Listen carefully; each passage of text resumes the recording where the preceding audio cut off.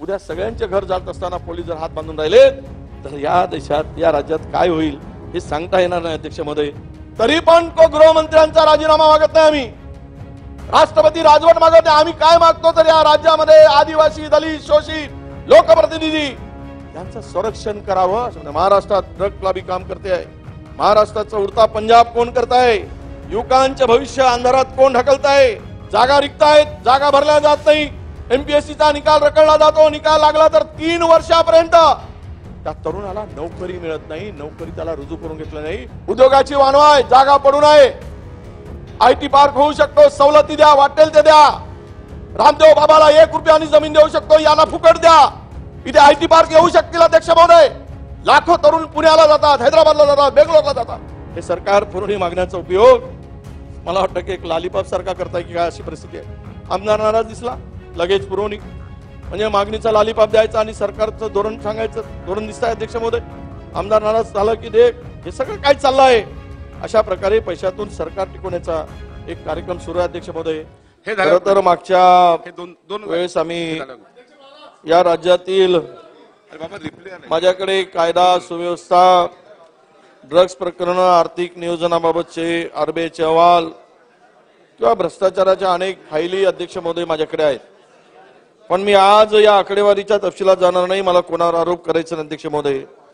पण मला वाटतं की या अंतिम आठवड्याच्या माध्यमातून माझ्या मनातील खंत आणि वेदना या सभागृहापुढे मांडाव्यात आणि महाराष्ट्रातील जनतेला न्याय मिळावा ही माझी अपेक्षा अध्यक्ष महोदय। अध्यक्ष महोदय,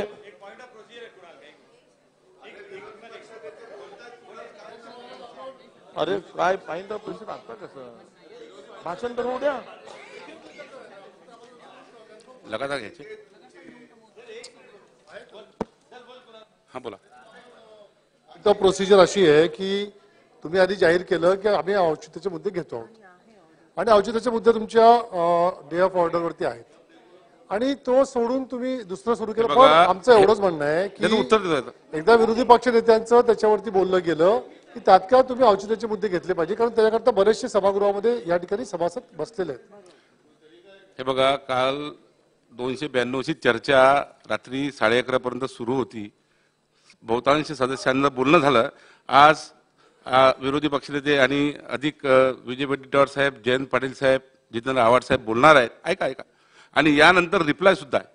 तर त्या रिप्लायच्या अनुषंगाने यांचं बोलणं हे अतिशय महत्वाचं आहे।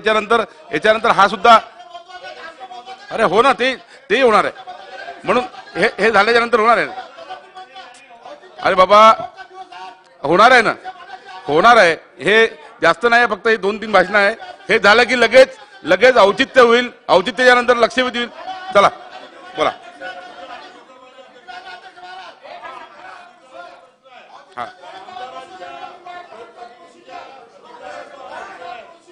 त्यामुळे तो घेणं अत्यंत आवश्यक अध्यक्ष महोदय। खरं तर या राज्यात दुष्काळ, अवकाळी आणि गारपिटीमुळे पिछला शेतकरी, त्यांना तुम्ही वारंवार अडथळे का आणताय? पीक विमा कंपन्यांनी लुबाडलेला खचलेला माझा शेतकरी बळीराजा, विरोधी पक्षनेते हमी भावाच्या गाजवामुळे गांजलेला, ही सगळी व्यवस्था अल्पकालीन चर्चेच्या वेळेस मी मांडली अध्यक्ष महोदय। 293च्या प्रस्तावाच्या वेळेस विरोधी पक्षनेते 1 मिनिट, त्यांचे पॉइंट ऑफ प्रोसिजर साठी वारंवार मी सन्मान्य विरोधी पक्ष नेत्यांना आवाज देऊन विनंती करत होतो, परंतु माझा आवाज आपल्यापर्यंत पोहोचला नाही। मी पॉइंट ऑफ प्रोसिजर ह्या उभा आहे की या सदनाचे सदस्य सन्मान्य कुणालजी पाटील यांनी जो मुद्दा उपस्थित केला त्या संदर्भात उभा आहे। अध्यक्ष महोदय, माझा पॉइंट ऑफ प्रोसिजर असा आहे की आज औचित्याचे मुद्दे हे बॅलेटमध्ये अधिकृतरित्या आलेत। आपण मगापासून पॉइंट ऑफ इन्फॉर्मेशन घेतलात, मी त्या ठिकाणी काही बोललो नाही, तो ऑर्डर ऑफ डेवर विषय नसलेला आपण घेता आणि ऑर्डर ऑफ डेवर असलेले विषय आपण बाजूला सारता, हा माझा पॉइंट ऑफ प्रोसिजर आहे। आणि म्हणून आपण आता सन्मान्य विरोधी पक्ष नेत्यांचं भाषण होत आहे ते होऊ द्या, परंतु हे चुकीची प्रथा पडते आणि चुकीचं कामकाज होत आहे, हा माझा पॉइंट ऑफ प्रोसिजर आहे। ऑर्डर ऑफ डेवरचं काम बाजूला सारता आणि आयत्या वेळेला नको ते काम घेऊन मूळ कामाला तुम्ही बगल देता, हे होता कामा नये, हा माझा पॉइंट ऑफ प्रोसिजर आहे। बोला विरोधी पक्ष नेते बोला। अध्यक्ष महोदय, तुम्ही औचित्याचे मुद्दे माझ्या भाषणानंतर घ्यावं अशी आमची विनंती आहे अध्यक्ष महोदय. सगळ्यांच्या भावना आहेत त्या मांडायला संधी द्यावी. औचित्य घ्यायचेच होते. आपण विनंती केली विरोधी पक्षनेत्यांनी आणि अध्यक्ष महोदयांनी सांगितलंय की 3 भाषणं राहिलेली आहेत आणि त्याशिवाय रिप्लाय होऊ शकत नाही. आज रिप्लाय सुद्धा आहे, त्यामुळे रिप्लाय सुद्धा असल्यामुळे यांना प्राधान्य. ठीक आहे, आता औचित्य नंतर घ्या. नंतर घेऊ. एक माझा आणि जयंत पाटील दोघांचंच भाषण आता शिल्लक आहे आज. तुला पहिले घेतो ना. अरे झालं ना हो हरीशजी, घेतायत. 293च्या प्रस्तावाच्या वेळेस मी मेडीगट्टा धरण असेल, विदर्भातील प्रश्न आणि वन्य प्राणी संघर्ष, आयटी हब, हे सगळे विषय अध्यक्ष महोदय मी त्यावेळेस मांडले. मुख्यमंत्री महोदय यांनी या सभागृहात म्हटलं होतं की मी शेतकऱ्यांचा मुलगा आहे, पण आता ठीक आहे, त्यांनी शेतकऱ्यांच्या त्या वेदनेवर उत्तर देताना शेतकऱ्याच्या मुलासारखं उत्तर दिलं नाही, हे या ठिकाणी प्रांजळपणे मला अध्यक्ष महोदय सांगितलं पाहिजे. अध्यक्ष महोदय, खरंच तर शेतकऱ्याचे अनेक प्रश्न या सभागृहामध्ये, या अधिवेशनामध्ये धसाच लागतील अशी अपेक्षा होती अध्यक्ष महोदय. दुष्काळासाठीचे आपण 2-2 JR काढलात. या एकूणच शेतकऱ्यांच्या संपूर्ण व्यथाची जाणीव दुष्काळाने आणि अवकाळी पावसाने फार वाईट अशी अवस्था आहे अध्यक्ष महोदय. तुम्हाला एक नमूद केलं पाहिजे या ठिकाणी की हे सगळं झालं असलं तरी दुष्काळी परिस्थितीवर सब कमिटी जी असते, कॅबिनेटची मीटिंग झाली, त्यानंतर सब कमिटीची मीटिंग घेतली, त्या मदतीसाठी जर केंद्राकडे प्रस्ताव पाठवला आणि केंद्राने पाहणी करूनही घेतलं अध्यक्ष महोदय. पण आता केंद्राकडून 40 तालुक्याप्रमाणे ट्रिगर 1 मधील 194 तालुक्यांना मदत मिळेल अशी अपेक्षा होती अध्यक्ष महोदय. दुष्काळासाठी मंडळाचा घटक म्हणून समावेश न करता तुम्ही तालुक्याचा घटक म्हणून समावेश केला पाहिजे होता, हे त्यावेळेस आम्ही आपल्या निदर्शनास आणून दिलं अध्यक्ष महोदय. आणि केवळ हा प्रश्न विचारतो, आवाज उठवतो म्हणून आम्हाला विरोध करण्यासाठी आडमुठाची भूमिका आपण घेऊ नका, ही सुद्धा मागणी आम्ही आपल्याकडे करतोय. संख्याबळ आमचं कमी आहे, तुमच्याकडे संख्याबळ जास्त आहे, पण यातून आमच्या भूमिकाचा सुद्धा विचार, आम्ही मांडलेल्या प्रश्नाचं गांभीर्य हे अगदी सहज घेऊ नका. महाराष्ट्रातील जनता, हे 18 करोड जनता ही आपल्या सगळ्या अधिवेशनाकडे लाईव्ह बघत असते, डोळे लावून बसली आहे. मी इथे सत्ताधारी पक्षाला माझा किंवा सत्तेतल्या लोकांना माझा प्रश्न आहे अध्यक्ष महोदय, खरंच तुम्ही ती आडमोठी भूमिका घेऊ नका, कारण ड्राफ्ट मॅन्युअल प्रमाणे नुसार काम करण्याच्या दिरंगाईसाठी जी दिरंगाई दाखवली गेली, त्यामुळे 194 तालुके यापासून वंचित राहिलेत. त्याच्यावर कुठल्या तरी गांभीर्याने विचार करा. केंद्राकडून ती मदत मिळणार नाही, ती चूक झाली, त्या चुकीचं प्रायश्चित्त महाराष्ट्रातील शेतकऱ्यांना 194 तालुक्यांना आज आपण काही म्हटलं तरी जो NDRFच्या SDRFच्या निकषाप्रमाणे त्यांना मदत मिळायला पाहिजे, त्यामध्ये हा शेतकरी निश्चितपणे वंचित राहिला अध्यक्ष महोदय. पुढच्या काही काळामध्ये आपत्ती आलीच तर यापासून विलंब होऊ नये, या चुकातून बोध घ्यावा, म्हणूनच हा प्रश्न या ठिकाणी मी मांडला आहे अध्यक्ष महोदय. आमची तळमळ आपण समजून घ्यावी. शेतीमालाला जे काय आता दर मिळत आहेत त्यामध्ये शेतकरी पिछला जातोय. कापूस असेल, सोयाबीन असेल, आणि ही केंद्र जी आहेत, खरेदी केंद्र ही मोठ्या प्रमाणात उघडायला पाहिजेत. कांदा 10 निर्यातीबाबत अजूनही जो धोरण आहे त्या धोरणाबाबत निर्णय घेण्याची आवश्यकता आहे. मला देवेंद्रजी ज्यावेळेस इथेनॉलच्या प्रश्नावर दिल्लीला जाऊन आलेत आणि घातलेली बंदी उठवली, मला इथे विनंती आहे की तुमचं ऐकलं जातं, तुमचं वजन आहे. खरं तर या राज्याचा रिमोट कंट्रोल म्हणून नागपूरकर आहेत, या पद्धतीनं जर तुमचं ऐकलं जात असेल तर मग या आमच्या विदर्भातील संत्र्यांच्या संदर्भात अध्यक्ष महोदय, संत्रा असेल, साखर असेल, या निर्यात अनुदानासाठी दिल्लीला आपण जाऊन या आणि तो वजन आपण वापरावं अशी माझी आपल्याला, किंवा धानाचं निर्यात शुल्क असेल तोही आपण बंद करा आणि एकदा दिल्लीला जाऊन या अशी आमची त्यांना विनंती आहे अध्यक्ष महोदय. परवा चव्हाण साहेबांच्यावर कोण टिप्पणी केली, ज्यांचं वजन दिल्लीत ज्यांचं वजन आहे त्यांनी जावं, त्यामुळे ते आपल्यालाही लागू होतं हे विसरू नका. मग उगीच महायुतीतील तुमच्या मित्रपक्षांच्या मंत्र्यांना दिल्लीत पाठवून असं कशाला करून घ्यायचं. काही जण गेलेत, हात हलवत आलेत. मग आता हा विषय आहे, संत्रा आहे, साखर आहे आणि धान आहे, याच्यावर निर्यात शुल्क आकारलं गेलं. कांद्यावर तर निर्यात बंदी आहे. ती निर्यात बंदी उठवण्यासाठी आपल्याला वजन वापरावं लागेल आणि ते काम करून घ्यावं लागेल. अध्यक्ष महोदय, मराठा आरक्षणाप्रश्नी मुख्यमंत्र्यांनी फक्त आश्वासनाचीच पानं पुसली.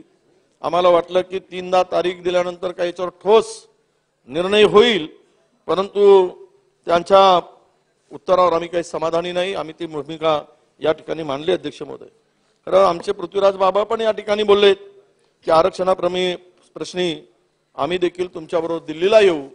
तुम्ही सर्व मिळून जर आपण दिल्लीला विरोधक सत्ताधारी मिळून या एकमुखी ठराव करून आपण केंद्र सरकारकडे गेलो असतो तर हा मला वाटतं विषयाला अधिक व्यापकता असते आणि हा प्रश्न सहज सुटू शकला असता. अध्यक्ष महोदय, ओबीसीच्या आरक्षणाला धक्का न लावता आपण म्हणालात मराठा समाजाला जर आरक्षण तुम्ही मिळवून दिलं तर आम्ही तुमचं वजन खरंच तुमचं अभिनंदन करण्यासाठी आम्हाला आनंद होईल. अध्यक्ष महोदय, खरं तर कुणावर कुणी आरोप करायचे आणि त्यामध्ये असं ठरवलं की नाही आम्ही कधी काही कोणावर जाणून बुजून हेतुपुरस्पर असे आरोप करायचे. अध्यक्ष महोदय, पण जे सांगितलं ती वास्तविकता. अध्यक्ष महोदय, या शेतकऱ्यांच्या संदर्भात जी मदत होती ती अत्यंत अपुरी आणि तुटकी आहे. पण पीक विमा कंपन्या कशी लुटमार करतात हे सांगण्यासाठी मी फक्त एक राठोड नावाच्या माणसाचं उदाहरण दिलं होतं. अध्यक्ष महोदय, एका बळीराजाचं प्रतिनिधी म्हणून स्वरूपात उदाहरण दिल्यानंतर आपण ते उदाहरण दिलं.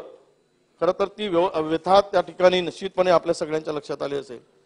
त्यावेळेस व्ही महानोराचं वाक्य माननीय मुख्यमंत्र्यांनी बोलताना म्हणालं, पण मी त्याच्या पुढचं सांगतो काय व्यथा आहेत.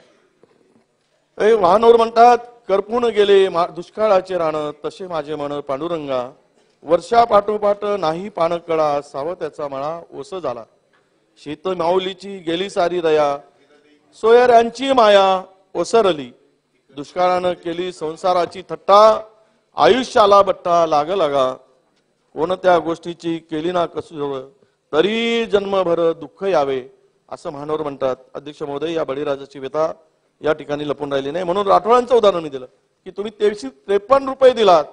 खरं तर मुख्यमंत्री महोदयांनी सांगितलं 5 खाते मिळून 1553 रुपये त्याला मिळाले. मी माननीय उपमुख्यमंत्री महोदय, सोयाबीनला एका क्विंटलला जर 5000 रुपये मिळत असतील तर हे 25 किलोचे पैसे 5 एकरच्या 5 खातेदाराच्या शेतकऱ्याला पीक विमा मिळावं यापेक्षा दुर्दैव या कुठल्या असू शकतं. कारण तुम्हा सगळ्यांना माहित आहे की केंद्र सरकारच्या 7 वर्षामध्ये अध्यक्ष महोदय आपण ज्या पीक विमा कंपन्यांना पैसे दिलेत ते जवळपास 1,97,000 कोटी रुपये पीक विम्यापोटी दिले आणि परतावा काय मिळाला, त्यांचा क्लेम किती मिळाला तर 1,40,000 कोटी रुपये मिळाले. 1,40,000 कोटीचा मिळाला म्हणजे 57,000 कोटीचा नफा या 7 वर्षामध्ये अध्यक्ष महोदय त्या कंपन्यांनी मिळवला.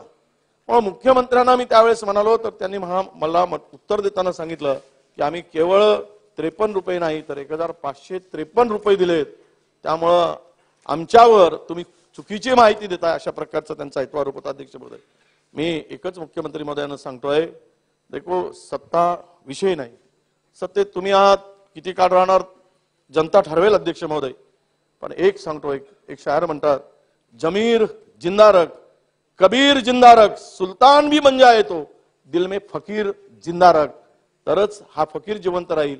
तर या शेतकऱ्याच्या पाठीमागं तुम्हाला काही देता येईल. अध्यक्ष महोदय, ही खरी 1 रुपयात विमा काढून तुम्ही शेतकऱ्यांच्या पदरात राज्यातील 8,000 कोटीपैकी 8,000 कोटी रुपये तुम्ही त्यांच्या कंपन्यामध्ये घातलात राज्याने केंद्राचा वाटा सोडून पकडून, तर त्यांना मिळालं किती तर 1,900 कोटी रुपये आता आपण दिला. अध्यक्ष महोदय, ही वस्तुस्थिती या ठिकाणी आपल्या लक्षात आणून दिली पाहिजे. अध्यक्ष महोदय, या प्रस्तावामध्ये कायदा आणि सुव्यवस्थेचा विषय आम्ही या ठिकाणी मांडला. अध्यक्ष महोदय, हे खरं आहे की कायदा आणि सुव्यवस्थेच्या राज्यातील परिस्थिती आम्ही सगळी मंडळी गृहमंत्र्यांचं उत्तर आम्ही नेहमी ऐकत असतो. तांत्रिक आणि तपशीलवार उत्तर देण्यामध्ये त्यांचा हात कोणीच पकडू शकत नाही. फार अत्यंत हुशारीने आणि तल्लख बुद्धीने त्यांचं उत्तर असते. अध्यक्ष महोदय, त्यांचा भर असतो. परंतु आपण या सदनाचे सदस्य संदीप क्षीरसागरच्या प्रश्नाला तांत्रिक उत्तर दिलं, पण आंतरवाली आणि सराटी, लाठीचार्ज, ड्रग, ललित पाटील या प्रश्नावर तपशीलवार उत्तरही तुमच्याकडून अपेक्षित होतं तो तुम्ही दिलात, काही प्रश्नात सावरून नेलात, त्याबद्दल तुमच्या कार्यक्षमतेबद्दल आमचा काही प्रश्न नाही. पण तुम्ही गृहमंत्री असताना गृह विभाग तुमच्याकडे होता त्यावेळेस अध्यक्ष महोदय, त्यामुळे गृह विभागाचा अनुभव तुम्हाला आहे, तरी देखील आंतरवालीच्या लाठीचार्जची घटना कशी घडली हे तुम्ही फक्त तपशीलवार बोललात, पण याच्या दोषीवर मात्र तुम्ही बोट ठेवला नाही. याला जबाबदार कोण आहे यावर मात्र तुमचा या मूळ प्रश्नाला तुम्ही उत्तर देताना टाळलं गेलं, त्याला बगल दिली असा माझा आरोप आहे. अध्यक्ष महोदय, लाठीचार्ज कोणी करायला सांगितला? तिथले एसपी जोशीवर काय कारवाई झाली? अध्यक्ष महोदय, या प्रश्नाची उत्तर तुमच्याकडून अपेक्षित होती, पण तुम्ही उलट खालच्या कनिष्ठ अधिकाऱ्यावर कारवाई केली आणि त्या वरिष्ठ अधिकाऱ्याला मात्र सोयीचं पद दिलं, सोयीची जागा दिली. म्हणूनच याचं उत्तर खरं म्हणजे तुमच्याकडून आम्हाला अपेक्षित होतं की तुम्ही बदली करून त्याला जी बक्षीस दिली त्याचं उत्तरही आम्हाला मिळालं असतं तर समाधान झालं असतं. हे जोशी काही कोणाच्या इशाऱ्यावर होतं? खरं तर तिथली परिस्थिती, तिथला संपूर्ण चित्रण, व्हिडिओ क्लिप हे पाहिल्यानंतर अध्यक्ष महोदय, जोशी जनरल डायरचा अवतार असल्यासारखी परिस्थिती होती. अध्यक्ष महोदय, म्हणजे ते देखील सांगितलं पाहिजे. देवेंद्रजी, खरं सांगायचं म्हणजे इथे नाही आहेत ते, पण तुम्हाला त्यावर उचित कारवाई करता आली असती. तुम्ही या अनेक घटना राज्यामध्ये आहेत, दलितावर, आदिवासीवर अत्याचार होताना आपण सगळे पाहतोय. रामटेकमध्ये हृदय हिलावणारी घटना घडली. अध्यक्ष महोदय, एका दलित तरुणावर, आणि दलित असताना तिथे तू या युवकाला विचारलं तू या मिरवणुकीत काय आलास, ते उत्तर त्याचं रेकॉर्डवर आहे. अध्यक्ष महोदय, पोलिसांच्या चौकशीमध्ये या युवकाला मारहाण केली. अध्यक्ष महोदय, तू मिरवणुकीत काय आलास? हे राज्य गुन्ह्याचं राज्य आहे. एखाद्याला वाटलं की मी त्यास मिरवणुकीत जावं, धार्मिक जरी असली तरी त्याच्या भावना असतील, बघायला गेला, तो केवळ बघायला गेला म्हणून त्याच्यावर त्याचा जीव घेऊन जाईपर्यंत त्याला मारहाण केलं. आणि त्या गरीब दलित तरुणाचा अध्यक्ष महोदय त्या ठिकाणी दवाखान्यात आल्यानंतर मृत्यू झाला. एकुलता एक मुलगा होता, तरुण मुलगा, हातात आलेला मुलगा, कमवता मुलगा, त्या कुटुंबाला संपूर्ण उघड्यावर पडण्याचं काम झालंय. तो कुटुंब टाळू फोडून रडतोय, माझ्या पोराचा दोष काय? तर त्या दोषचं उत्तर मात्र या ठिकाणी अध्यक्ष मिळू शकत नाही. विवेक विश्वनाथ खोब्रागडे, 21 वर्षाचा तरुण, त्या कुटुंबाचा आधार होता. अध्यक्ष महोदय, रामटेकच्या गड मंदिरामध्ये शोभायात्रा पाहायला गेल्यावर जर अशी परिस्थिती येत असेल ती नक्कीच दुःखदायक आणि वेदनादायक. अध्यक्ष महोदय, या प्रकरणाची SIT चौकशीची आम्ही मागणी केली. त्याचं पुढे काय झालं त्याचं उत्तर जर मिळालं तर आम्हाला आनंद होईल. अध्यक्ष महोदय, बीड येथील आदिवासी पारधी समाजाला महिलेला विवस्त्र करून मारला गेला. अध्यक्ष महोदय, महिलेच, यात तर थेट आरोप लोकप्रतिनिधीवर आहे. अध्यक्ष महोदय, हो थांबाव दादा, त्यांना थांबवा ना. आम्ही काही कोणावर आमचं ऐकून घ्या, आमच्या वेदना ऐका. या राज्यामध्ये जे चाललं आहे ते मांडलं पाहिजेत. अध्यक्ष महोदय, त्या व्यथा मांडल्या पाहिजेत. खरं तर त्या पारधी समाजाच्या महिलेवर ज्यांच्यावर आरोप झाला ते लोकप्रतिनिधी आहे, त्यांनी विवस्त्र करून बेदम मारहाण केली. आदिवासी महिलेची, पारधी समाज कसा जगतो अध्यक्ष महोदय, त्याचं दुःख त्या पारधीच्या वस्तीवर, वाड्यावर जाऊन आल्यानंतर तुम्हाला कळेल. आणि काय तर एक शेळी आणि कबूतर चोरला म्हणून, शेळी आणि कबुतरापेक्षा माणसाची किंमत कमी झाली का राज्यात, हा खरा प्रश्न येतो. अध्यक्ष महोदय, ते आदिवासी महिलेवर, पुरुष असता एखादा तरुण मुलगा असता समजू शकलो असतो, पण त्या महिलेवर ज्या पद्धतीने मारहाण झाली शेळी आणि कबुतरासाठी, असा घाणेरडा आणि नीच प्रकार महाराष्ट्रामध्ये कधी पाहिला नाही.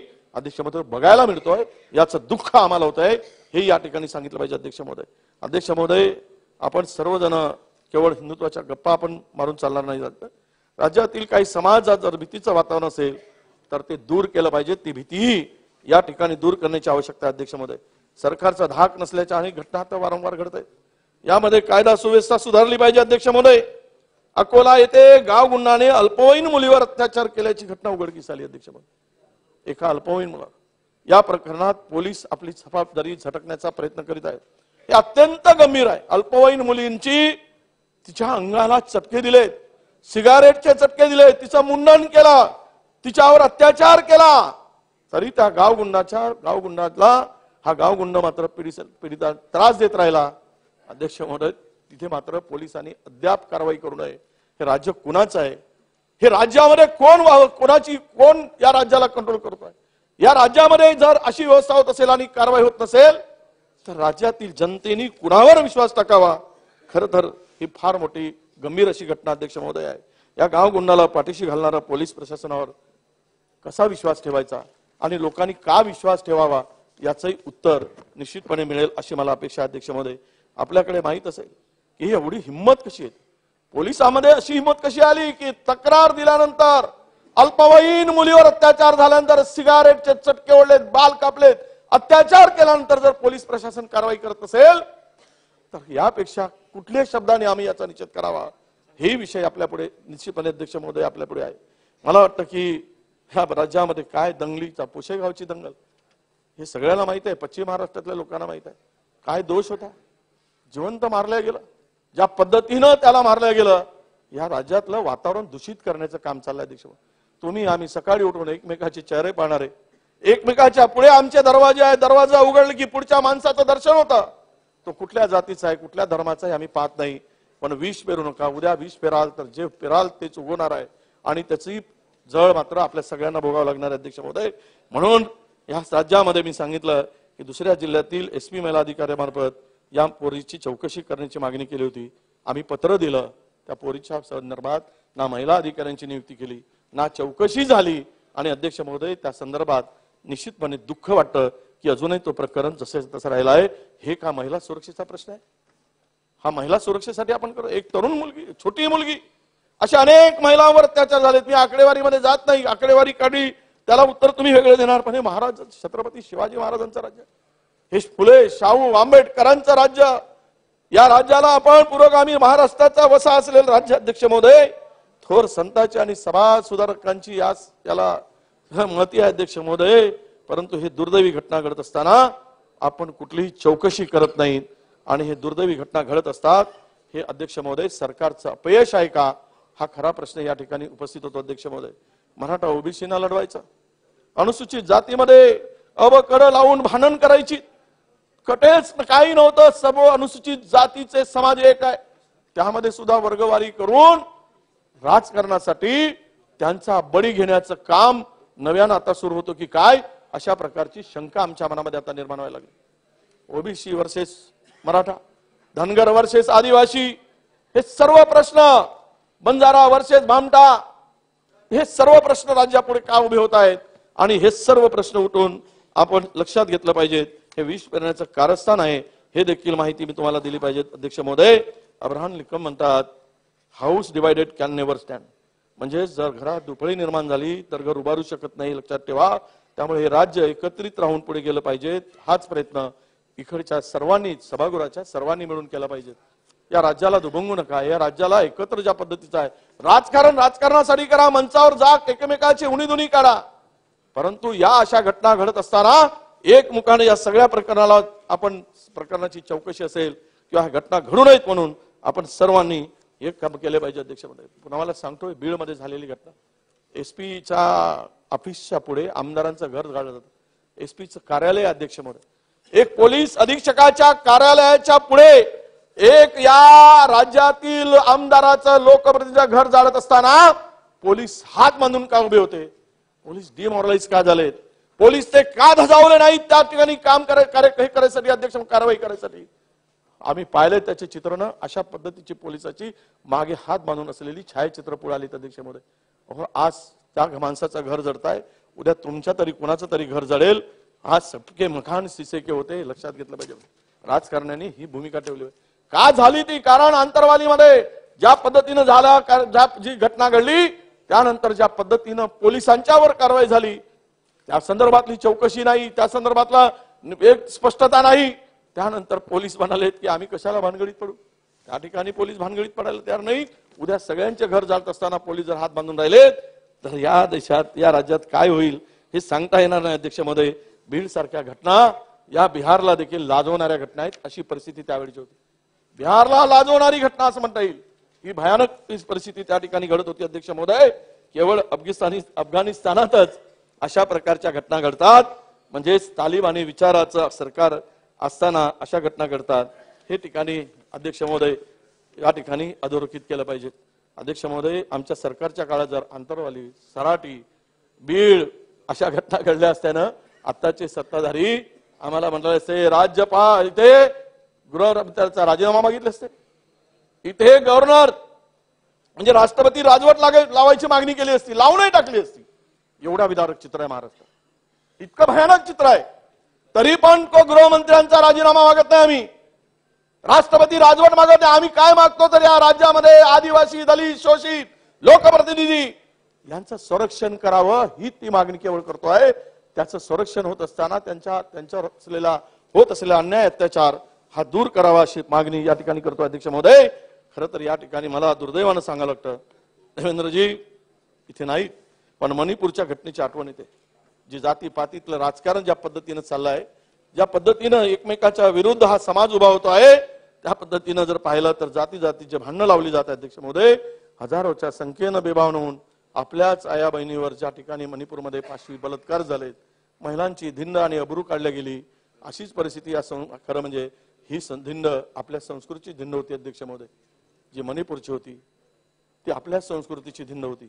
आणि म्हणून अध्यक्ष महोदय तरी देखील तिथले मुख्यमंत्री हात बांधून बसले होते, त्यांचा निरुपाय होता, काहीच करू शकत नव्हते. ज्यावेळेस समाजाचा उद्रेक होतो त्यावेळेस सत्ता चालत नाही, सत्तेतला प्रमुख तो काही करू शकत नाही. ती परिस्थिती येता कामा नये राज्यात, ही आमची मागणी आहे अध्यक्ष महोदय, ही आमची भूमिका अध्यक्ष महोदय. तिथपर्यंत जाऊ नये. तुम्ही दिलात, वेळ मारून नेलात, पण शेवट का त्या माणसाच्या पदरात पडते हे सुद्धा आपण लक्षात घेतलं पाहिजे अध्यक्ष महोदय. फुले शाहू आंबेडकरांचा सामाजिक वारसा म्हणून महाराष्ट्र आपल्याला ओळखला जातो अध्यक्ष महोदय.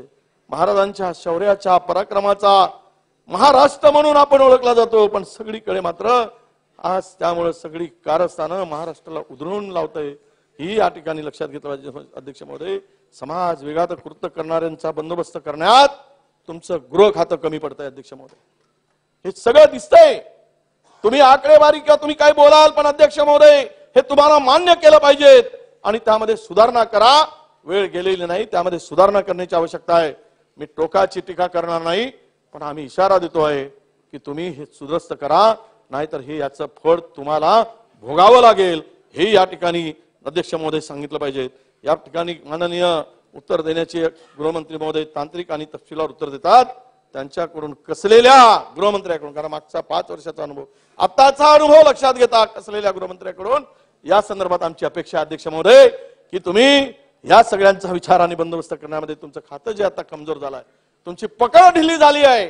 3 पक्षाचं सरकार आल्यानंतर तुम्हाला वाटत आहे की आता जाऊ द्या, मीच काय जबाबदारी घेऊ, ही जबाबदारी छटकू नका अशी आमची तुम्हाला विनंती आहे. यार एक शायर कहते, एक सांगतो अध्यक्ष महोदय, यार तू इधर उधर की न बात कर, यार तू इधर उधर की न बात कर, ये बता कि काफिला क्यों लुटा. मुझे रहजनों से गिला नहीं, मुझे रहजनों से गिला नहीं, तेरी रहबारी पर सवाल है अध्यक्ष महोदय, तेरी रहबारी पर सवाल है. आणि म्हणून आपल्याला या कायदा सुव्यवस्थेच्या माध्यमातून ज्या घटना महाराष्ट्रात घडल्यात अध्यक्ष महोदय, एक मागच्या 3 महिन्यामध्ये गडचिरोली सारख्या नक्षलग्रस्त भागामध्ये 9 लोकांचा बळी नक्षलवाद्यांनी घेतलाय. 9 लोकांचा बळी. कुठे आहे तुमची कायदा सुव्यवस्था? निष्पाप लोकांचा बळी घेतला अध्यक्ष महोदय. आम्ही वाटलं पोलीस चांगलं काम करतायत, तिकडे अनेक नक्षलाईट तिकडे आपल्याकडे आपलं सला या ठिकाणी पोलिसांनी मारलेत अध्यक्ष महोदय. पण तरीही पण आजही पोलीस आपल्या नक्षलवाद्यांच्या गोळीचा बळी तिथला आदिवासी होतोय, पोलीस पाटील होतोय. पोलीस पाटील तर त्याचा बळी गेल्यानंतर पोलीस पाटील हा टार्गेट असतो. त्या पोलीस पाटलाला किमान जे पोलीस शिपाई मारला जातो तेवढी मदत करण्याची अपेक्षा असते, ती सुद्धा करण्याची गरज आहे. सरकार त्या ठिकाणी लक्ष घालेल असं मला वाटतं अध्यक्ष महोदय. या ठिकाणी जे तरुणाई आता उद्ध्वस्त होत चालली, कायदा सुव्यवस्था बिघडला, या राज्यातील तरुणाई उद्ध्वस्त होत चालली अध्यक्ष महोदय. सोलापूर येथील ड्रग्जचे कारखाने सापडले, सर्वश्रुत आहे, लपून राहिलेलं नाही. कोकण किनाऱ्यावर चरस सापडलंय, खोकल्याची मुबलक चॉकलेट मिळताय, औषधी मिळताय, मुलांना मिळणारी गुंगीची चॉकलेट, या सगळ्याकडे सरकारने वेळीच लक्ष दिलं नाही. तर मला वाटतं की हा राज्य ड्रग माफियाचा राज्य म्हणून पुढच्या वेळेस ओळखला जाईल. काही लोकांनी फार छाती टोकून या ठिकाणी सांगितलं, ओ हे या नाशिकच्या संदर्भात कुणाचा आता सहभाग आहे, करा चौकशी, करू द्या. खरं तर मला वाटतं की ललित सापडला म्हणून हे सगळं वर आलं. हा ललित म्हणजे हिमनकाचा टोका एक छोटासा, या टोकाच्या खाली जे दणले आहेत हे फार मोठं रॅकेट आहे अध्यक्ष महोदय. या राज्यातील लोकप्रतिनिधीचा सहभाग म्हणून ज्यावेळेस नावं पुढे येतात, ज्यांची कारकीर्द 40-40 वर्ष, त्या लोकप्रतिनिधीला आपलं झिजावं लागतं उभं राहण्यासाठी, तयार होण्यासाठी किंवा त्यांचं आयुष्य उभं करण्यासाठी लोकप्रतिनिधी म्हणून संघर्ष करावा लागतो. त्यांचं नाव जर ज्यावेळेस येतं त्यावेळेस मात्र निश्चितपणे आपल्याला खेद असं वाटतो अध्यक्ष महोदय. सोलापूर नाशिकला अचानक कारखाने आले कुठून? अनेक दिवसापासून हे कारखाने सुरू होते. या कारखान्याकडे कोण काळडोळा करत होता अध्यक्ष महोदय? हे सरकार शोध घेणार आहे की नाही? या संदर्भात सरकार लक्ष घालणार आहे की अध्यक्ष महोदय? यापूर्वी मुंद्रा पोर्ट मध्ये सापडलेले 25,000 कोटीचे ड्रग्ज कुठे गेलेत याच्या संदर्भातला पत्ता नाही अध्यक्ष महोदय. महाराष्ट्रातल्या माफियाचे, ड्रग माफियाचे धागेदोरे हे गुजरात पर्यंत आहेत हे खेदाने सांगावं लागतं आणि त्याची चौकशी केली तर निष्पन्न होईल. अध्यक्ष महोदय, गुजरात पर्यंत आहेत हे सरकारनं तपासलं पाहिजेत. सरकारने या संदर्भात लक्ष घातलं पाहिजे अध्यक्ष महोदय. सरकारमधील मंत्र्यावर ड्रग प्रकरणी आरोप होतात हे अत्यंत दुःखदायक आहे, क्लेशदायक आहे, वेदनादायक आहे. खरं तर नावाचे येऊन अध्यक्ष महोदय, पण त्यामागे आपण सांगितलं की तुम्ही या मंत्र्यावरचा संशय कधी दूर करणार आहात? आयुष्यभर एखाद्या 3 पक्षामध्ये एखाद्या पक्षाचा मंत्री आहे म्हणून बदला घेण्याच्या दृष्टिकोनात त्याला सातत्यानं संशयाच्या भोवऱ्यात तुम्ही ठेवणार आहात. यावर त्या 40 वर्षाचं करिअर त्यांचं उद्ध्वस्त करण्याची मानसिकतेचे आम्ही नाही, पण सत्य जनतेला कळलं पाहिजे ही भूमिका आमची अध्यक्ष महोदय. आणि तुम्ही या मंत्र्यावरील संशय दूर करणार आहात की नाही हा खरा प्रश्न अध्यक्ष महोदय. महाराष्ट्रात ड्रग लॉबी काम करते आहे. महाराष्ट्राचा उडता पंजाब कोण करताय? युवकांचे भविष्य अंधारात कोण ढकलताय? या प्रश्नाच्या कौराने आमच्या काळजाचा थरकाप उडतो अध्यक्ष महोदय. काल एक सन्माननीय सदस्य उर म्हणून सांगत होते, त्यांना एवढंच सांगतो, हे जे नाशिकचं प्रकरण आहे, अरे आम्ही जर या संदर्भात मी सांगितलं मी टीका करणार नाही, आणि जब बात निकलेगी ना बहुत दूर तक जाएगी, मी हेही सांगतो. आणि ज्यावेळेस आवश्यकता पडेल त्यावेळेस मानू आम्ही अध्यक्ष महोदय. पण असं नका सांगू की तुम्ही हे जे सगळं चाललंय हे कुणाच्या तरी आशीर्वादामुळे चाललंय. हिंमतच नाही. पूर्ण शाळा, महाविद्यालय, तरुण, महिला या संपूर्ण याच्यामध्ये गुंतवणूक दिसत आहेत अध्यक्ष महोदय. म्हणून मी सांगितलं ह्या ललित पाटील म्हणजे केवळ हिमनगाचं टोक आहे. याच्या खाली अत्यंत मोठं रॅकेट, या माफियाचं रॅकेट आणि जाळं या ड्रग माफियाच्या मागे अध्यक्ष महोदय उभा आहे. याला निश्चितपणे उकळून काढण्याचं काम करताना मोठं धैर्य आणि शक्ती आपल्याला दाखवावी लागेल अध्यक्ष महोदय. खरं तर या सर्वांचा परिणाम या ड्रगचा युवकावर झाला अध्यक्ष महोदय. काय झालाय? का हरी गेलाय? महिला घरात बसलाय. युवक तर पूर्ण उद्ध्वस्त होत चाललाय.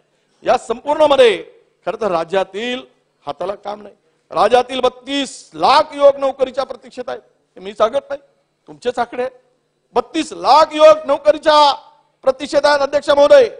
परीक्षाचा गोंधळ, बेरोजगारी, 3 लाख नोकऱ्यांची रिक्त पद, पेपर फुटी, यामुळे युवक नैराश्येत आहे. याला सरकार जबाबदार नाही?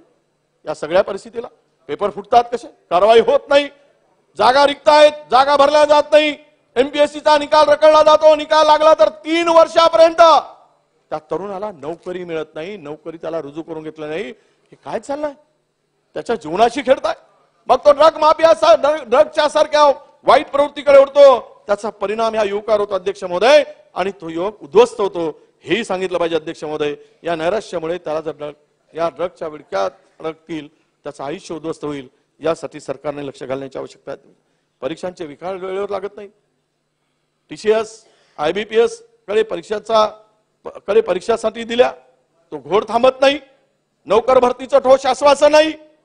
किती वेळा आश्वासन देत आहे त्याचा पत्ता नाही. त्यामुळे राज्यातील तरुणाचा सरकारवरचा विश्वासच उडत चालला अध्यक्ष महोदय. बघा, सत्य ही असते अध्यक्ष महोदय, सत्य कळू देत नाही. सत्ता ही सत्य लपवते अध्यक्ष महोदय. तुम्ही त्या धुंदीत आहात, त्यामुळे सत्य लपवलं जात आहे. त्यामुळे माझी विनंती आहे सरकारला की तरुणाई उद्ध्वस्त होत असताना हा संताप उफाळून जर येतोय, या नोकर भरतीमुळे संघर्ष जो पाडला झालाय त्यापुढे तुमच्यावरचाच विश्वास कसा राहील? या संदर्भात ही कंत्राटी भरतीमुळे तर तरुणांचा पूर्णतः आयुष्य उद्ध्वस्त चाललाय. तुम्ही आरक्षण संपवण्याचा घाट घातलाय. ओबीसी, बहुजनांचा, ओबीसी, SC, ST हे आरक्षण मुळापासून संपलं पाहिजेत. या तरुणांना आरक्षणाचा लाभ मिळूच नये अशा पद्धतीचं कट आणि कारस्थान तुम्ही करतायत. म्हणून कंत्राटी भरती तुम्ही करतायत. हे त्या ठिकाणी आता लपून राहिलं नाही अध्यक्ष महोदय. आरक्षण संपवण्याचा तुमचा घाट आहे. यापेक्षाही आरक्षण विरोधी, त्यामुळेच आरक्षण विरोधी, शेतकरी विरोधी, प्रसिद्धीसाठी काम करणार या विरोधावल्यात तुम्हाला का लावत आहे हे जाणं तुम्हाला याचं उत्तरही या ठिकाणी अध्यक्ष महोदय आहे. आमचा युवक ड्रग्सच्या विळख्यातच नाही पण ऑनलाईन गेमिंग मध्ये सुद्धा आता हा उद्ध्वस्त होत चालला. त्याला दुर्दैवानं सांगायला लागतं या राज्यामध्ये ही संस्कृती नाही आपली. या राज्यामध्ये एकीकडे आम्ही कॅसिनो सुरू करणार नाही म्हणून ते आता 76चा कायदा रद्द करण्याचं बिल केलं. सोशल मीडियाचा फार मोठा दुरुपयोग केला जातो अध्यक्ष महोदय. सोशल मीडियाचा उपयोग चारित्र्य आणण्यासाठी केला जातोय. गल्लीपासून दिल्लीपर्यंत सर्व सगळं सुरू आहे अध्यक्ष महोदय. कोणताही किती मोठा व्यक्ती असू देत त्याच्या आयुष्य किंवा त्याला बदनाम करण्याचं काम हे मात्र हे पेड टोळ्या बेमालूमपणे करतायत, बिनधास्तपणे करतायत अध्यक्ष महोदय. आणि म्हणून महिला मुलींना यावरून त्रास दिला जातो. याचा उपयोग राजकारणाला होतो पण महिला तरुण मुली यांना सुद्धा या ठिकाणी त्रास होतो अध्यक्ष महोदय. याला सरकारनं आळा घालायला पाहिजे. सोशल मीडियाचा आधार घेऊन समाज विघात करतो जो कोणी करत असेल किंवा खत पाणी घालत असेल त्याचा बंदोबस्त सरकारने केला पाहिजे अध्यक्ष महोदय. खरं तर या ठिकाणी हे अत्यंत आवश्यक आहे अध्यक्ष महोदय. मार्क ट्वेन म्हणतात, अमेरिकन लेखक, सत्याने पायात जोडे घालण्यापूर्वी खोट्याची एक पृथ्वीची प्रदक्षिणा होईल. बघा हे पूर्ण प्रदक्षिणा होईल म्हणजे सत्याने पायात जोडे घालण्यापूर्वी खोट्याची एक पृथ्वी प्रदक्षिणा पूर्ण झालेली दिसेल. खोटा सत्य आणि असत्यातला एवढा मोठा फरक आहे अध्यक्ष महोदय. म्हणून आजची तरुण पिढी ऑनलाईन गेमिंग, बॅटिंग, कॅसिनो सारख्या याच्यामध्ये अडकत चालली अध्यक्ष महोदय. तरी देखील तुम्ही बिलाच्या माध्यमातून त्याला प्रोत्साहन देण्याचं काम केलं. का दिलं मला कळत नाही. या ठिकाणी ह्या तरुण पिढीच्या भविष्यासाठी अत्यंत महत्वाचा एक बिल होता. जुगारयुक्त महाराष्ट्र तुम्हाला करायचा होता. त्याचं देखील उत्तर तुम्ही दिलं नाही. खरं तर अशा बाबीवर विचार करण्यासाठी तज्ञाची समिती तुम्ही करायला पाहिजे होती पण तसे न करता तो बिल जो आहे मागच्या बिना चर्चेने विरोधक बाहेर होते तो बिल मंजूर करून घेतला. त्यावर चर्चा करू दिली नाही. तो बिल आपण बिनधास्तपणे माफ करून घेतला, आपला पास करून घेतला अध्यक्ष महोदय. खरं तर मला वाटतं की तुम्ही तसं का केलात याचंही उत्तर खरं म्हणजे मिळालं पाहिजे. खरं तर हे बिल डायरेक्ट पास करताना जर तुमच्या समितीला अध्यक्ष मिळाला नसेल, आम्ही समिती मागितली होती अध्यक्ष महोदय, तर आमचे मित्र जाऊन आले ना मकाऊ रिटर्न. त्या मकाऊ रिटर्नला यांना विचारलं पाहिजे होता स्पेशल मकाऊ रिटर्नला द्या काहीतरी सांगा, सल्ला घ्या. त्याचा सल्ला घेण्याची आवश्यकता होती अध्यक्ष महोदय. एक सदस्यीय निमित्त समिती नेमा. तर त्यांना नेमलं तर 10 मिनिटांमध्ये हा अहवाल येईल. त्यांचा थोडा अनुभव आहे अध्यक्ष महोदय पण मी त्या संदर्भात सांगणार नाही. तुम्ही सांगणार की केंद्रात जीएसटी काउन्सिलने ठरवल्यामुळे बदल केला व मग हे सभागृह सार्वभौम आहे हा देखील आहे की नाही हा खरा प्रश्न पडतो अध्यक्ष महोदय. तुमच्या या कृत्याचे पापाचे वाटेकरी या सगळे सदस्य जरी असले तरी येणाऱ्या पिढ्या यांना माफ करणार नाही अध्यक्ष महोदय. म्हणून माझी सरकारला विनंती आहे की त्या बिलाचं पुनर्विचार आपण करा आणि युवक आणि महिलांना या कॅसिनो बेटिंग पासून, ऑनलाईन गेमिंग पासून हे जे काही सगळं चाललेलं आहे, मोठमोठे जे हिरोईनी याचा जो प्रचार प्रसार करतात, ऍडव्हर्टाईज करतात आणि तरुणांना तिकडे आकृष्ट करतात, करोडोनी अब्जोनी चुना लावून ते कुटुंब उद्ध्वस्त करण्याचं जे पाप चाललंय त्याला रोखण्याची आवश्यकता अध्यक्ष महोदय. मला वाटतं की ते तुम्ही नक्की करू शकाल. म्हणून कॅसिनो, ऑनलाईन गेमिंग, बेटिंग सारखे बेटिंग कमी काय म्हणून आमचे जुने सहकार मंत्री आमचे शंभूराजे बसा ना जरा, आमचं भाषण सुरू आहे. पुढे बाळासाहेब देसाई त्यांचे नातू तुम्ही. बाळासाहेबांनी काय केलंय अध्यक्ष महोदय? बाळासाहेब देसाईंचा वारसा आहे. त्यांनी घराघरात पुस्तकं नेली होती. खरं म्हणजे त्यांचा फार मोठा गावागावात शाळा, एबीसीचा आग्रह त्यांनी धरला होता त्यावेळेस आपल्याला माहित असेल. आपण आता नातूच आहात, आम्हाला सांगण्याची गरज नाही. तुम्ही काय म्हणलात? तरुणामध्ये बिअर पिण्याचं प्रमाण कमी होत चाललंय त्यासाठी समिती नेमा.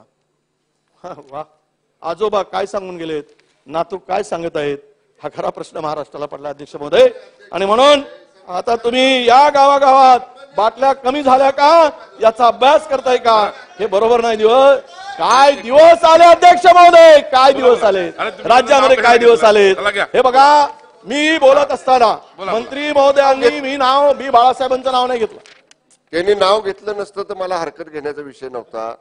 सन्मान्य विरोधी पक्षनेत्यांच्याबद्दल आम्हाला पूर्ण आदर आहे.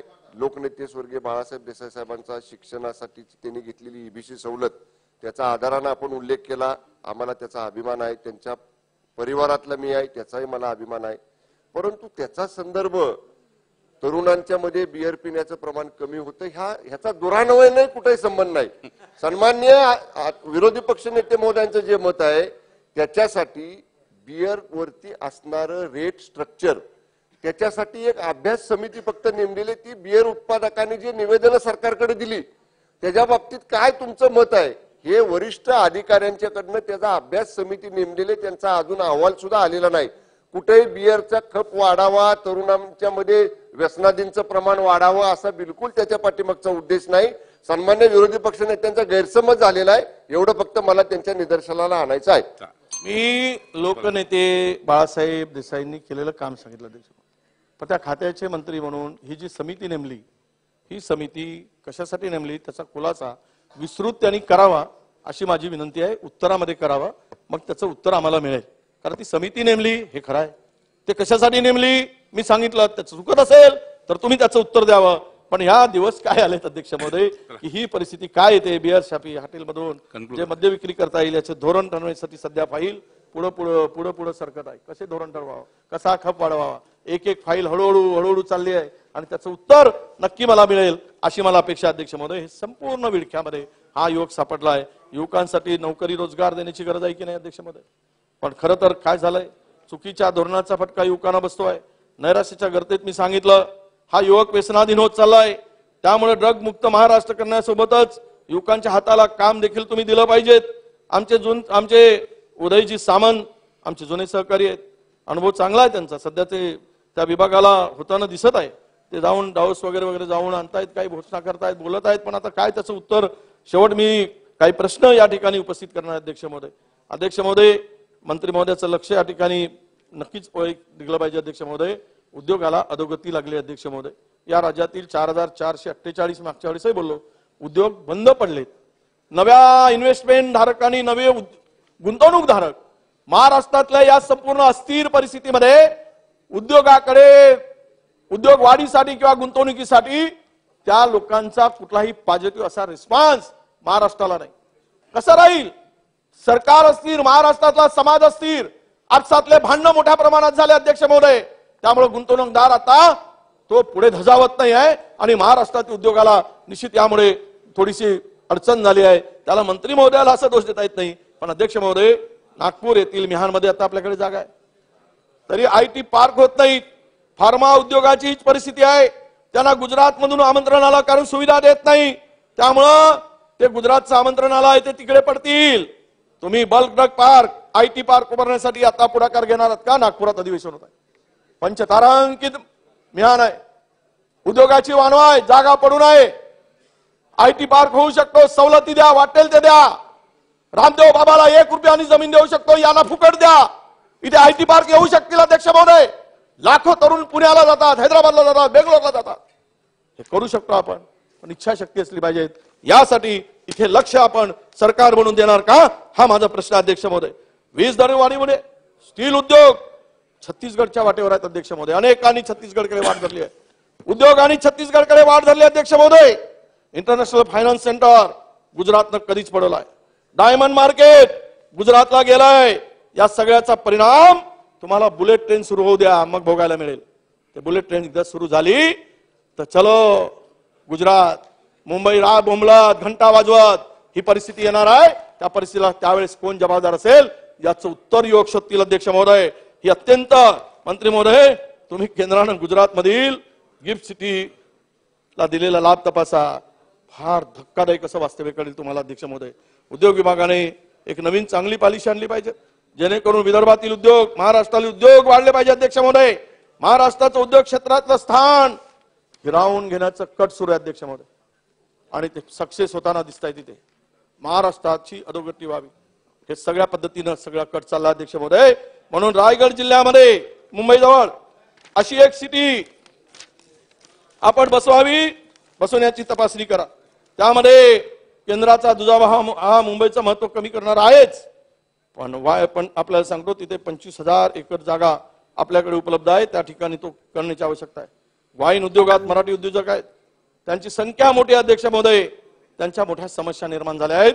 त्या संदर्भात कॅबिनेट समोर आणायचा प्रस्ताव आज लाल फितीत अडकला आहे.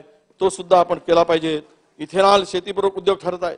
इथेनॉल प्रकल्प उभे राहणे गरजेचे आहे. त्यासाठी कॅबिनेट पुढे लवकर तुम्ही धोरण आणलं पाहिजे. देशातील 5 राज्यांनी इथेनॉलचं धोरण आणलं. महाराष्ट्रात आपण प्रगत राष्ट्र म्हणतो, औद्योगिक दृष्ट्या आपण राज्य म्हणतो, औद्योगिक पुढे आलेलं राज्य म्हणतो. त्यापणे पण इथे कुठेही तशी पॉलिसी या ठिकाणी झाली. अध्यक्ष महोदय, तळेगाव येथे हुंडाई कंपनीचे वेंडर पार्क उभे केले, त्याबद्दल तुमचं आम्ही अभिनंदनच करू. पण 1.5 वर्ष झाली तरी 2,500 एकर जागेला अजून परवानगी दिली नाही.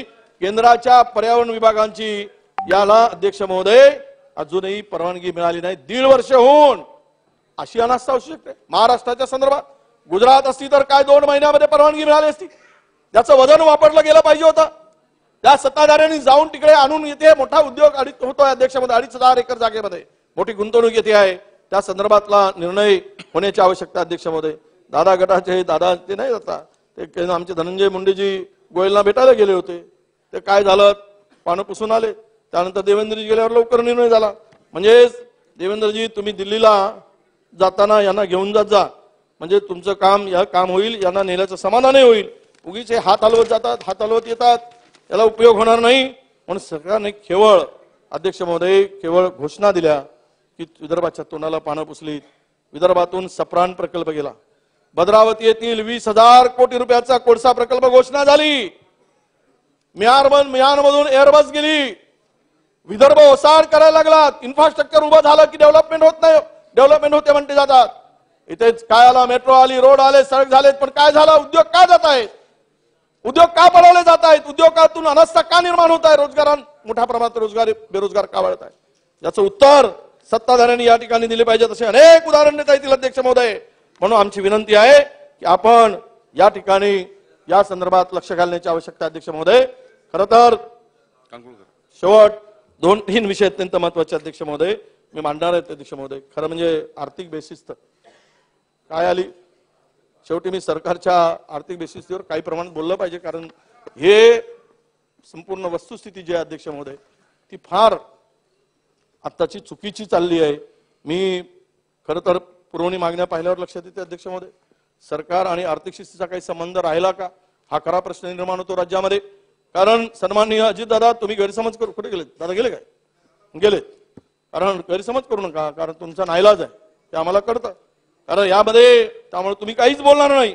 पण दादा मी सांगू इच्छितो उपमुख्यमंत्री पुणे की तुम्ही हे करू शकलात दादा, हे तुम्ही करू शकला असता हे देखील राज्याला माहित आहे. पण महाविकास आघाडीच्या सरकारची चाबी तुमच्याकडे होती, एक हाती, कधीही खोला कधीही बंद करा, कुणालाही द्या कुणालाही ठेवा. आता तो राहिला नाही. आता फक्त तुम्हाला चाबी दिली आहे आणि किल्ल्या दिलेल्या नाहीत. म्हणजे चाबीच्या ओरिजिनल दिली, डुप्लिकेट दिली. ओरिजिनल दुसऱ्याकडे आहे, ते नागपूरकरकडे आहे, डुप्लिकेट दादाकडे. म्हणून त्यामुळं तिजोरी बारामतीत, एक किल्ली ठाण्यात, दुसरी किल्ली नागपुरात, असं होईल काय. त्यामुळे दादाचा नाही लाज. त्यामुळे ते काय शिस्त काय लावणार आहेत. तुम्हाला मी काही और्थिक गोष्टी सांगणार अध्यक्ष महोदय. माननीय मुख्यमंत्री, उपमुख्यमंत्री आणि तत्कालीन माननीय देवेंद्रजी फडणवीस यांच्या अर्थसंकल्प सोप्या भाषेत हे पुस्तक आम्ही वाचलं अध्यक्ष महोदय, सगळ्यांना दिलं. ते त्यामध्ये त्यांनी लिहिलंय पुरवणी मागण्याचे विश्लेषण शासनाच्या आर्थिक स्थितीवरती प्रकाश टाकते. सहज कल्पना करता येईल अशा खर्चासाठी पुरवणी मागणी करण्यात आल्यास त्यातून आर्थिक बेशिस्त लक्षात येते. खरं तर निधीची आकस्मिकता गरज पडावी म्हणून असा आता तर कुठलाच प्रसंग नाही असा. मग आज काय एवढा 53,000 कोटीच्या मागे करून घेतला अध्यक्ष महोदय. गोडबोले समितीच्या शिफारशीनुसार मागण्याचं प्रमाण बजेटच्या 5% असावं आणि आपत्कालीन परिस्थितीमध्ये 10% असावं असं स्पष्टपणे गोडबोले समितीने म्हटलंय. तरी पण डिसेंबर पर्यंत सरकारने जवळपास 97,000 कोटीच्या पुरवण्या मागण्या मान्य केल्या, ज्याचं बजेटचं प्रमाण हे 17.7% अध्यक्ष महोदय.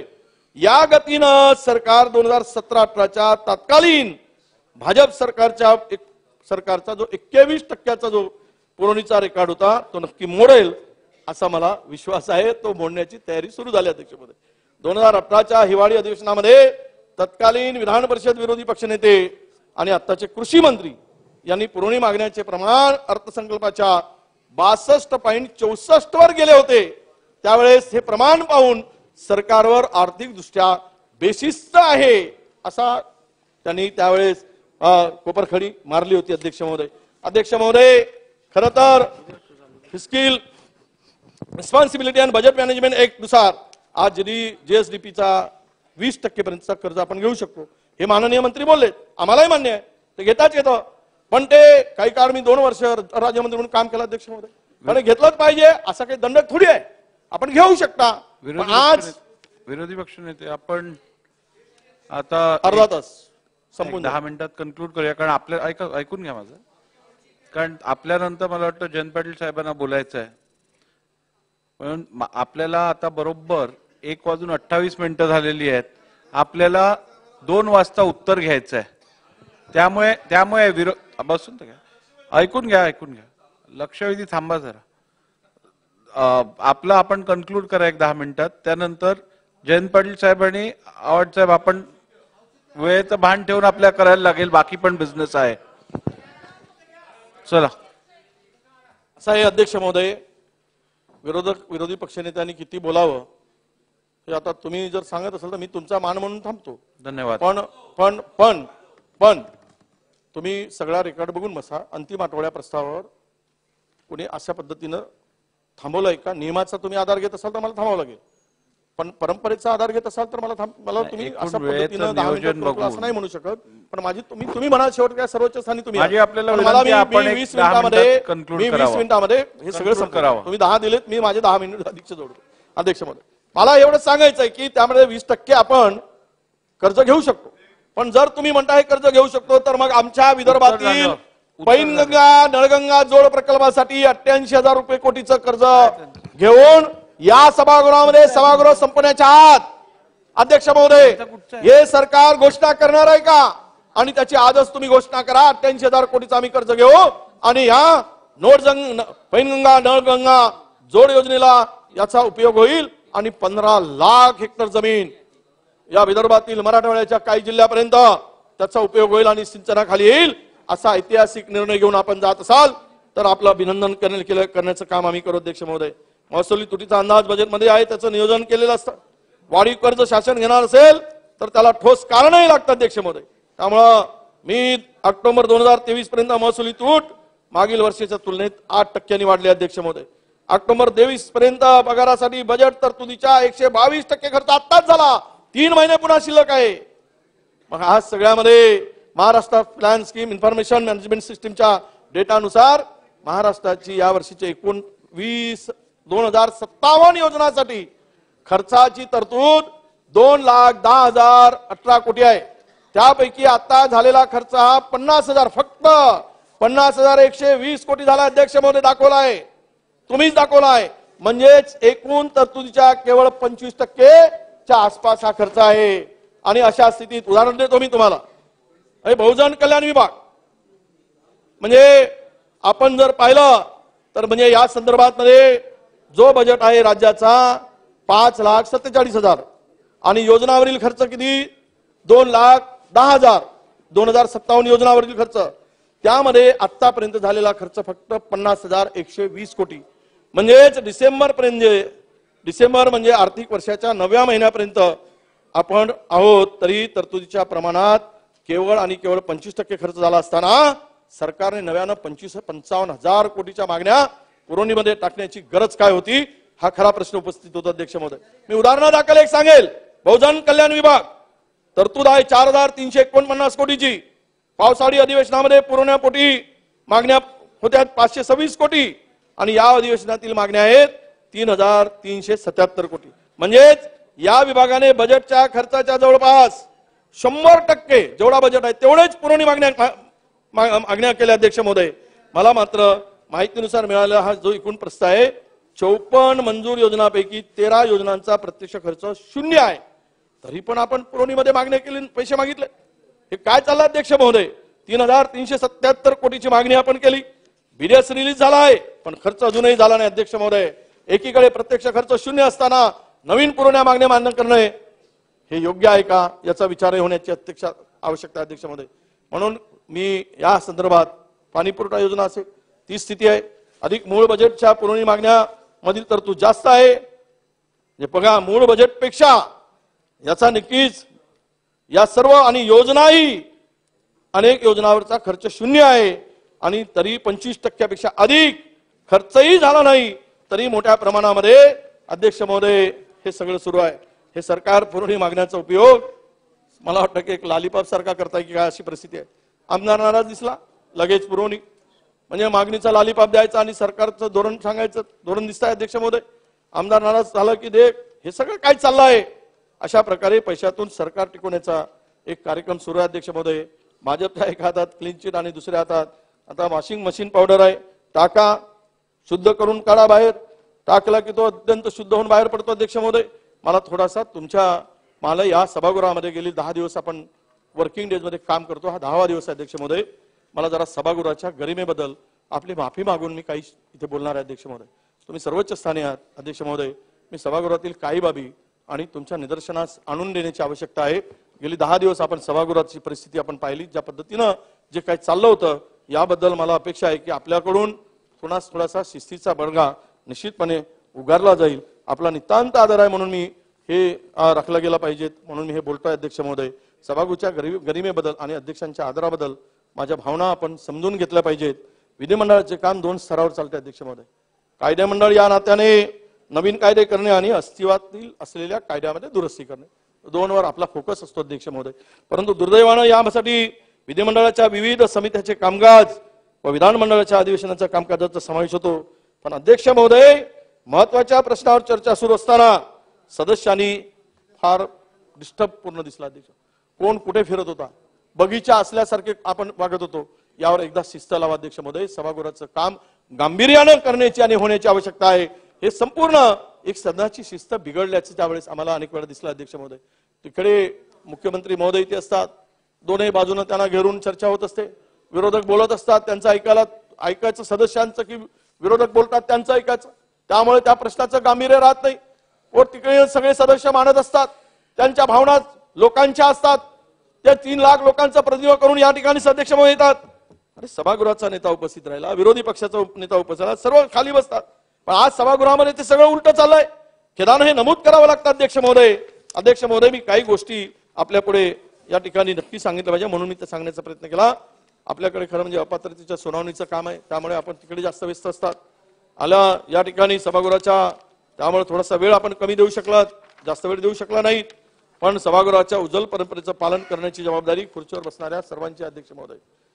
आणि हे करत असताना ही खंत करावीशी वाटते की ती म्हणजे कोणतीही सविस्तर चर्चा न करता आम्ही बाहेर गेलो आणि 5 बिलं या इथे मंजूर करून घेतले अध्यक्ष महोदय. महत्वाची बिलं होती, राज्याच्या हिताची बिलं होती. विरोधकांच्या आणि सत्ताधाऱ्यांना यापेक्षा, सत्ताधारी विरोधक पेक्षा या राज्यातील 18 कोटी जनतेच्या हिताचा ज्यावेळेस निर्णय होतो ती चर्चा, साधक बाधक चर्चा होऊन ते पुढे जावं ही अपेक्षा होती अध्यक्ष महोदय. पण आम्ही बाहेर पडलो आणि फटाफट बिलं काढल्या गेली. हे दुर्दैवाने या ठिकाणी सांगावं लागतं अध्यक्ष महोदय. म्हणून हा विषय मला इथे मांडायचा होता. महत्वाच्या प्रश्नावर सुरू असताना सभागृहाचा डेकोरम पाळला गेला पाहिजे. चर्चेच्या वेळीच मंत्रीच कमेंट करतात, बसण्याची पद्धतही वेगळी. काही मंत्री तर पूर्ण पाय पसरून बसले दिसतात. व्हिडिओ काढा, तिथे तुम्ही बसले असताना मंत्र्यांनी कसं बसावं, सर्व सदस्यांनी कसं शिस्तीत बसावं, पण तेच सगळं पाडताना दिसत नाहीत. पूर्ण पाय पसरून अशा पद्धतीनं बसलं जातं अध्यक्ष महोदय. हे सगळे टीव्ही चॅनलवरून लाईव्ह पाहतात. हे जाणो तुम्ही तिकडे आपल्या खुर्चीवर बसायला सांगा, आदेश द्या अध्यक्ष महोदय. तो हसतय ते बघा, बसण्याची पद्धत, ही पद्धत जी चालली हा तुमचा अवमान करणारी अध्यक्ष महोदय. सर्वोच्च सभागृहाच्या सर्वोच्च सभागृहाच्या त्या स्थानी बसणाऱ्या त्यांचा तो अवमान आहे असं आम्ही समजतो अध्यक्ष महोदय. ती शिस्त पाळली गेली पाहिजेत. आणि गिरीश महाजन साहेब, आपण आपल्या जागेवर कृपया बसावं. गप्पा मारणं, मंत्र्याच्या भोवती गोळा होणं हे आता थांबवण्यात. यामध्ये खरं म्हणजे मी सांगितलं की बिल पास करताना हा विधिमंडळाचा विशेष अधिकार अध्यक्ष महोदय. हजारो कोटी रुपयाच्या पुरवण्या मागण्यावर चर्चा न करता पास होते. आज फार किती तास मिळाला, 3 तास विरोधकांना. 293चा प्रस्ताव दुष्काळावरील आपत्कालीन चर्चा, या सगळ्यावर निर्देश अध्यक्षांनी कडक निर्देश न देता सरकारची खरं म्हणजे थोडासा तुम्ही त्यांना झुकतं माप दिला. हे कमी असंख्येने, पण असं नका करू. तुम्हाला विनंती आहे आमची, तुम्ही आमचे रक्षण करतात. तुम्ही कुठल्या पक्षाचे नाहीत, कुण्या सत्ताधारीचे नाहीत. तुम्ही या सर्वोच्च सभागृहाच्या सर्व सदस्यांच्या भावना, वेदना, 18 कोटी जनतेचा प्रश्न समजून घ्यासाठी, त्यांना न्याय देण्यासाठी तुम्ही तिथे बसलात. म्हणून तुमच्याकडून आमच्या अपेक्षा आहेत अध्यक्ष महोदय. खरं तर हे सगळ्या परिस्थितीमध्ये आज अनैतिक तोडाफोडीचं राजकारण करून मिळवलेल्या पार्श्वभूमीवर जर या संघटनात्मक संस्थाचा अधिकारावर अतिक्रमण करत असतील तर दुर्दैवाची बाब आहे अध्यक्ष महोदय. म्हणून विधानमंडळासारखी महत्वाची संघटनात्मक संस्था व लोकशाही टिकवणे ही सर्व सभागृहाची सामूहिक जबाबदारी अध्यक्ष महोदय. कदाचित भारताचे माजी पंतप्रधान अटल बिहारी वाजपेयींच्या 4 शहाणपणाच्या गोष्टी या ठिकाणी सांगितल्या अध्यक्ष. अरे सत्ता का खेल तो चलेगा, सरकार आएगी जाएगी, पार्टियां बनेगी बिगड़ेगी, मगर ये देश रहना चाहिए, इस देश का लोकतंत्र रहना चाहिए, ये देश का लोकतंत्र रहना चाहिए. अध्यक्ष महोदय, अंतर्मुख होऊन याचा विचार करण्याची आवश्यकता आहे. समारोप शेवटचा समारोप अध्यक्ष. सामूहिक जबाबदारी ना. सत्ताधाऱ्यांनी सभागृह चालवण्याची विशेष जबाबदारी असते आणि सर्वोच्च स्थानी बसल्यामुळे तुम्ही हे सर्व करत असताना तुमचा चाबूक सत्ताधाऱ्यांच्या पाठीवर जास्त वळला पाहिजे. हे आता कारण चालवायचं कोणाला असते, बिल कोणाला. सरकार चालवताना जबाबदारी या सभागृहाची सामूहिक असली तरी जबाबदारी त्या सत्तेतील लोकांची असते, हे लक्षात घेतलं पाहिजे अध्यक्ष महोदय. म्हणून शेवटचं सांगतो, आम्ही अध्यक्ष महोदय सत्ताधाऱ्या शेतकऱ्यांच्या, युवकांच्या, उपेक्षित, वंचित, शोषित, दलित, पीडित, आदिवासी या नोकरदारांच्या सभागृहामध्ये समस्या आम्ही तळमळीने आणि प्रामाणिकपणे मानल्या अध्यक्ष महोदय. व्यथित अंतकरणाने सांगतो अध्यक्ष महोदय, सांगावं असं वाटतं मला की या जनतेची आता या सगळ्या दिवसातील परिस्थिती पाहिली तर घोर निराशा झाली अध्यक्ष महोदय. बळीराजाला काही मिळालं नाही, युवकांची फसवणूक झाली, महिलांच्या प्रश्नाच्या संदर्भात सरकारची उदासीनता दिसून आली अध्यक्ष महोदय. विदर्भाच्या तोंडाला पानं पुसल्या गेली आणि हे सगळं आपण पाहतोय अध्यक्ष महोदय. त्यामुळे सरकार जनतेसाठी नाही, फक्त कंत्राटदार आणि कंपन्यांसाठी उरले, एवढं मला निश्चितपणे खेदानं म्हणावं लागतं अध्यक्ष महोदय. सभागृहाच्या बाहेर सरकारच्या पोलिसांची दमन यंत्रणा आहे, त्याचबरोबर केंद्रीय यंत्रणा आहे, ईडी, सीबीआय यांचा राजकीय विरोधकांवर वापर केला जातो. लोकशाहीच्या मंदिरात आमचा आवाज त्या पद्धतीने दाबला जातो अध्यक्ष महोदय. मला सांगायचं आहे की अनैतिक मार्गाने सत्ता फोडून पिळवलेल्या पाशवी बहुमताच्या जोरावर तुम्ही जर रेटून नेऊ नका. अरे हम है हम रहेंगे या भ्रमात तुम्ही राहू नका. तुमचा भ्रम दूर करणार आहोत, हे जनता दूर करेल, लक्षात ठेवा. राज्याची शांतता कायम राहिली पाहिजेत, लोकशाही संविधान टिकलं पाहिजेत. भीती निर्माण करून राज्य करणं कुठली संस्कृती, असा प्रश्न अध्यक्ष महोदय जनतेला पडलाय. जाती जाती धर्मात भांडण लावू नका, महाराष्ट्राच्या मातीला धर्मात विभागू नका, फोडाफोडीच्या राजकारणात पक्ष फोडण्याचं पाप करू नका. तसे माती जाती आणि जातीत महाराष्ट्राचे तुकडे करण्याचं महापाप अध्यक्ष महोदय तुम्ही करू नका. अध्यक्ष महोदय, तुमच्या माध्यमातून आम्हाला विनंती आहे सरकारला, खरं तर हे राज्यामध्ये ज्या दंगली झाल्यात त्या दंगलीचं विश्लेषण करतो म्हटलं फार मोठं होईल. खूप मोठ्या दंगली झाल्यात अध्यक्ष महोदय. महाराष्ट्र हे आता दंगलीमध्ये 3ऱ्या क्रमांकावर आलेलं राज्य. दुःख वाटतं या सगळ्या गोष्टीचं. आमचे नेते राहुलजी गांधी म्हणतात देशाला तिलांजली द्या, प्रेमानं माणसं जोडा. आदरणीय राहुलजींनी यासाठी भारत जोडो यात्रा काढली, डरो मत म्हणून सांगितलं. पण मी एक सांगतो अध्यक्ष महोदय, हम सत्ता के लिए नहीं लढते, हम सत्ते के लिए लढते. सत्ता आएगी, 3 राज्य मिळालेत म्हणून मस्तीत वागू नका, गरमीत वागू नका. सत्ता येत असते, जात असते.